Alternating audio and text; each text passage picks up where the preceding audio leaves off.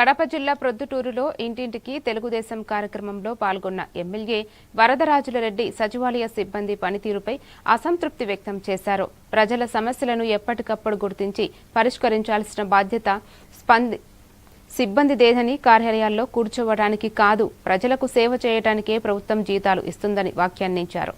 సొంత స్థలాలు ఉన్న అర్హులకు వెంటనే హౌసింగ్ పథకం కింద ఇళ్ల మంజూరు ప్రక్రియ పూర్తి చేయాలని అధికారులను ఆదేశించారు.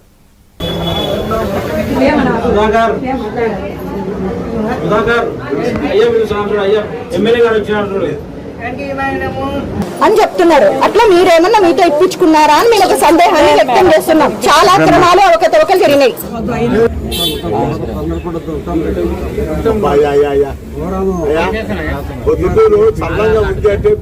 పీడీ గారికి రాసి 2 ఇళ్ళు శాంక్షన్ తీసుకొని మన శాంక్షన్ అయినాయా లేదా నాకు చెప్పు, ఏదన్నా ఉంటే నేను పీడీ గారితో మాట్లాడతా, పెట్టించి తీసుకో. 2 ఉన్నారు చూడు, ఇక్కడ అన్నదమ్ములు ఉన్నారు.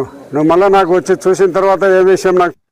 ఇల్లు లేని వాళ్ళు ఉన్నారు. ఆ ఇల్లు లేని వాళ్ళందరికీ ప్రభుత్వము పట్టణాలలో 2 సెంట్లు, గ్రామీణ ప్రాంతాలలో 3 సెంట్లు ఇచ్చేదానికి ప్రభుత్వం నిర్ణయం తీసుకునింది.